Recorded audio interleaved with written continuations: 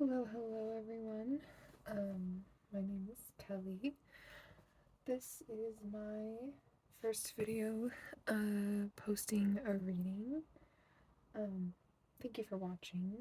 I'm not sure what's going to come out, but I've been guided by many readings and readers and messages and downloads from Spirit that it is time to start. And so here we are. We are now starting. I think I might start with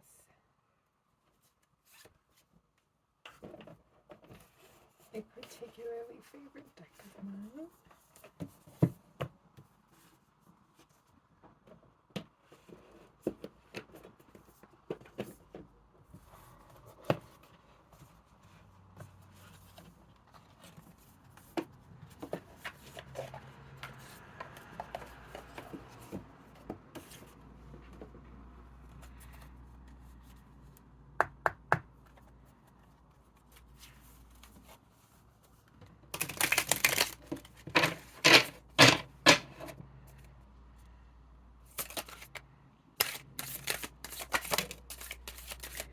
What does the viewer need to know?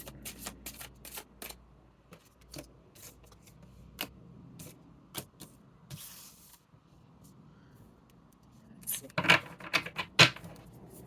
Empress, Four of Cups, Five of Wands.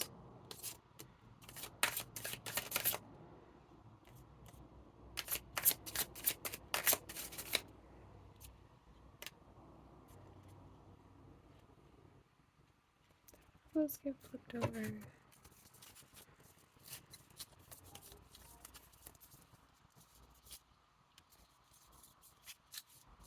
No? Okay.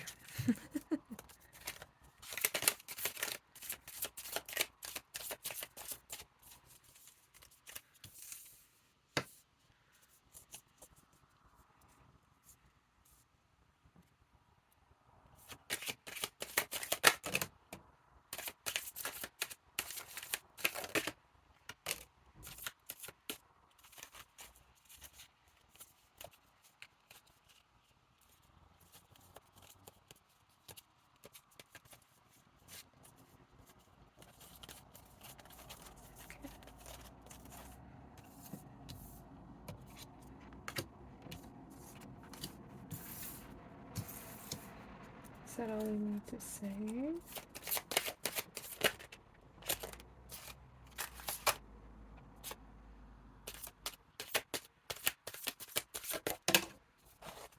Okay.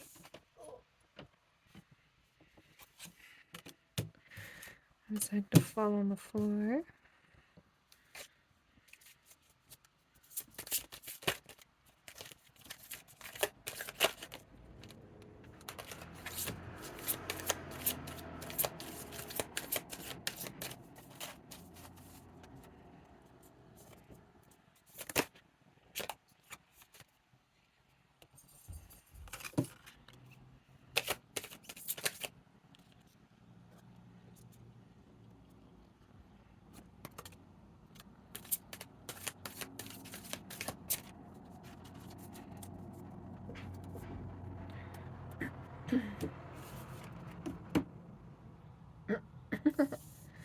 Okay.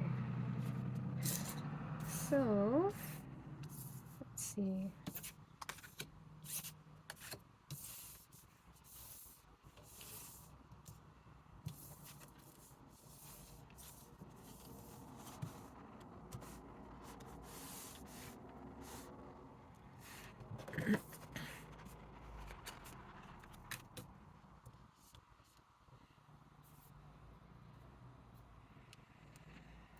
Okay, so we have the Empress telling me that this is starting of a journey to abundance,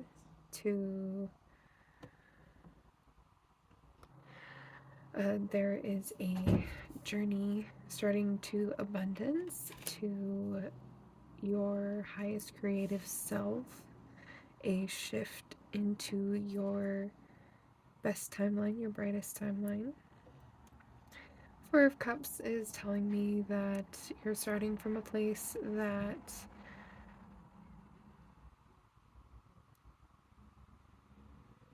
you might have at one point or towards the beginning of your journey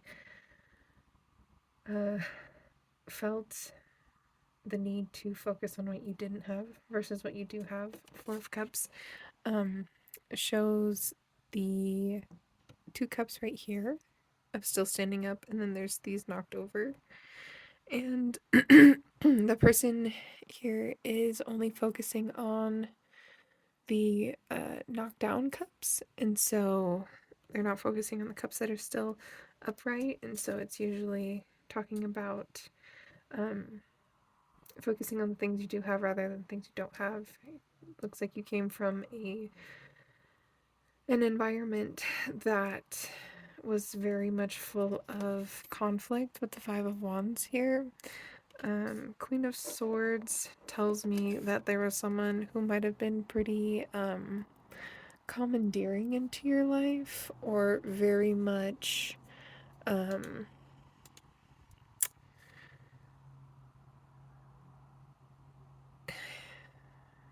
take this how it resonates, leave what doesn't, but the vibe I'm getting is that it's pretty verbally abusive. My throat chakra was clogging that entire time I had that card in my hand. Queen of Wands tell me that you probably felt kind of put into a box, put into this idea of like being the black sheep of the family, maybe being I keep hearing accused of being lusty. I don't really know if that resonates or not, but the Queen, like, wands are the suit of passions. And so the Queen of Wands is very much in charge of her passion, knows what she wants, and will not take anything less. Page of Wands, it almost seems like there might have been a partner that was not quite mature enough to meet you where you were at, and it led to this Three of Wands. It led to a decision to go separate ways. There was not a decision to grow apart, but there was growing apart, which led to decisions of separation. Seven of Swords, someone was sneaking behind someone else's back, or sneaking around in general, whether that's with another person or just, doing things that they shouldn't be doing, like, various unsavory activities.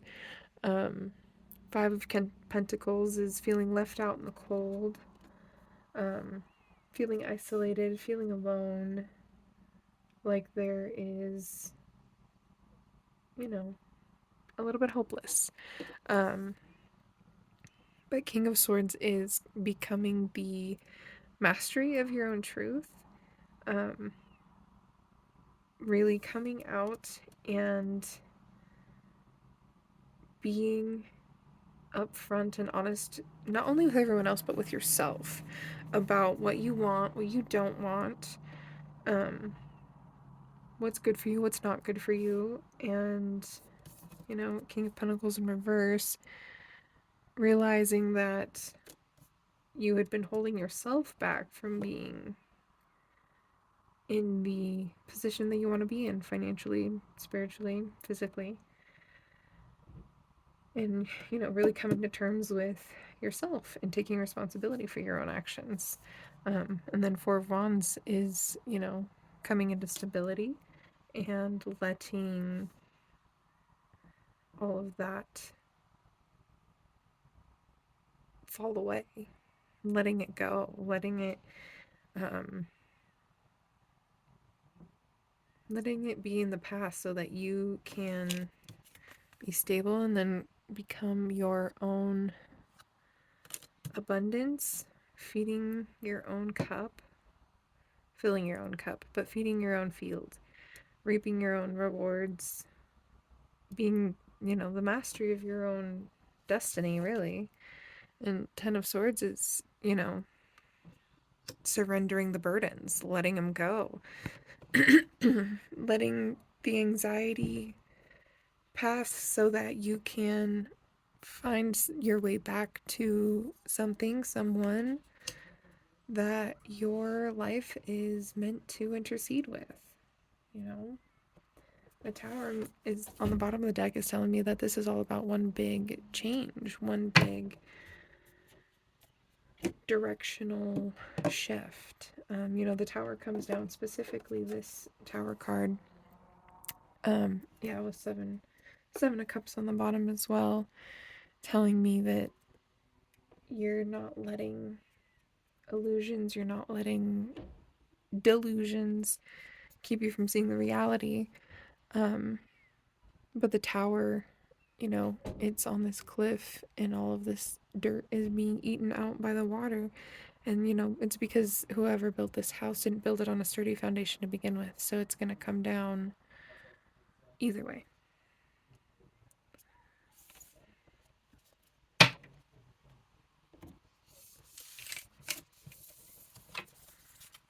Let's see.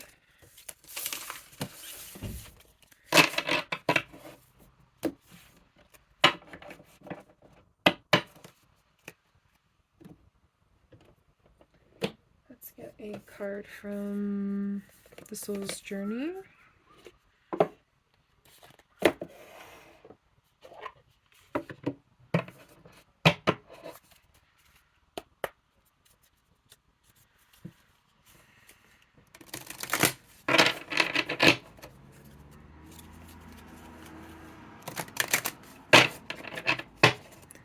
Okay, Spirit.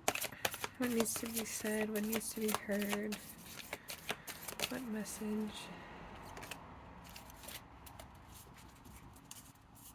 Is that the only one?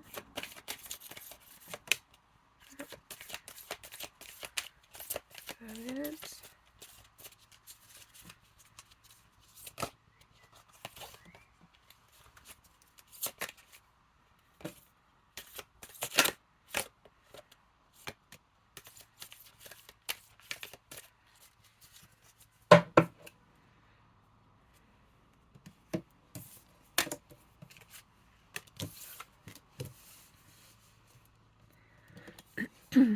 Blame.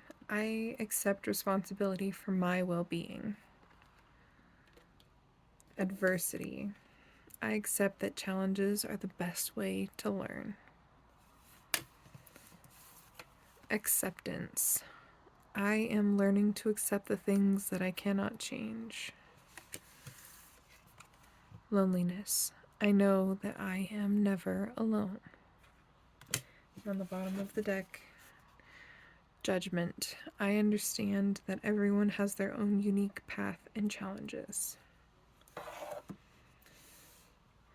So this really seems to tie in to what I was saying earlier with you had felt a little bit of loneliness, a little bit of being left out in the cold, a little bit of, feeling like there was adversity, there was heartache,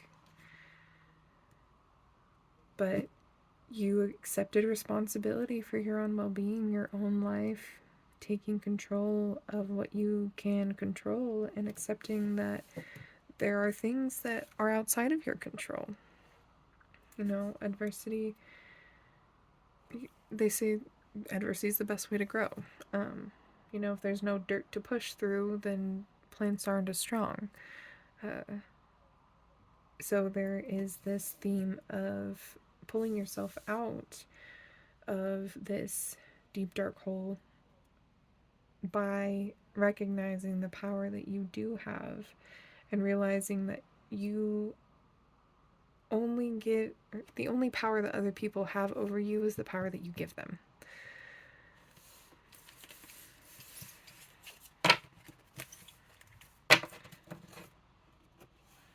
also learning to forgive yourself.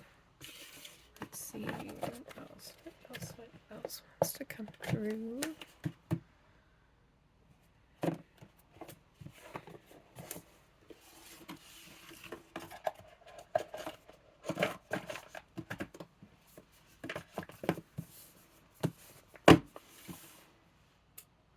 Let's get one from the Divine Feminine Oracle.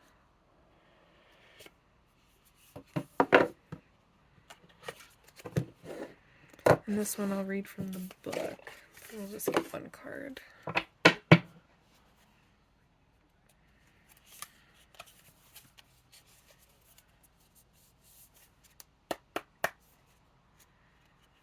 Okay.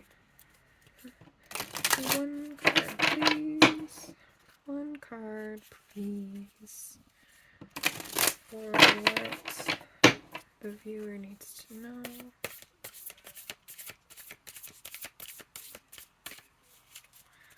One card.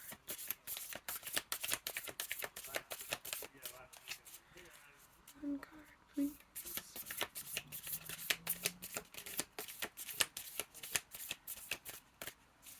One card, please.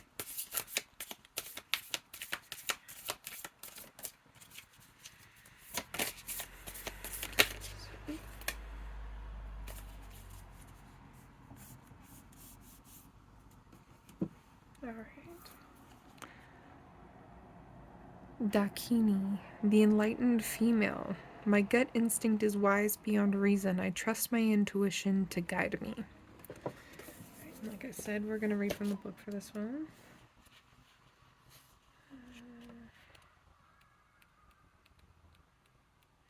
Please bear with me. These are not in any particular order.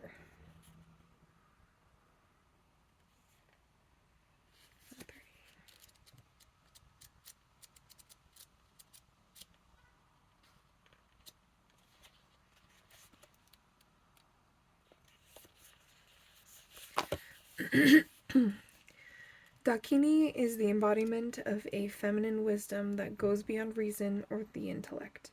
Dakini is translated into Tibetan as sky goer. She is a tantric priestess and a female manifestation of wisdom. She is elusive, playful, and ultimately defies definition. She represents the enlightened feminine principle of non-duality that transcends gender. She contains a sharp, quick, and uncompromising energy that can feel radical, wild, and free. As a space dancer and sky goer, the Dakini has left the rigid boundaries of the earth and the laws of gravity. She is about the limitlessness of the sky, and because of all this, possibilities are open to her. In Tibetan Buddhism, she represents the inner realm as a meditation deity, the outer realm as a tantric yogini, and the mundane realm as a woman who teaches spiritual truths in each moment of her everyday life. She holds the gold tantric staff, the Katvanga? I'm so sorry if I butchered that. As a symbol of the ultimate union she has attained, ecstatic bliss and emptiness. Yeshi Sogyal, I'm so sorry, is one of the great Dakinis in Buddhist history. She can appear as a messenger, a guide, or as a protector. She is known for being unruly in whatever she does because the ordinary rules of conduct don't apply to her. No man rules her, and a taste of freedom is what she wants to give us most of all. The Dakini means that the task will be accomplished. Whatever it is you're currently working on, a project, an answer, or a decision, she will help you see through to the other side. In whatever form you need most, as a playful angelic presence, as a taskmaster to help you maneuver through what's hard, or as a messenger with the wisdom that's needed for you to take the next step. But with the Dakini, the answer and the way forward is not with the intellect. She is the embodiment of feminine intuition. She reminds you that you have an innate power to know instinctively what's best for you now. The Dakini means it's not going to be a straight, clear yes or no. With the Dakini, it's the third option. She reminds us that there's something out beyond yes and no, or even right and wrong. There's something your gut will tell you if you can be expansive enough to hear the answer. She is not bound by the usual or by the expected. She will allow you to come up with the unthinkable, the most imaginative, and the most brilliant outcome possible. Your soul voice meditation is, what is my intuition telling me in this moment? And the intention is, my gut instinct is wise beyond reason. I trust my intuition to guide me. So, if that resonated with you, I hope that it finds you, and if it does not, then I don't think today was the reading for you. But I hope to see you all in the future, and thank you so much for coming and being part of this experience. Goodbye for now.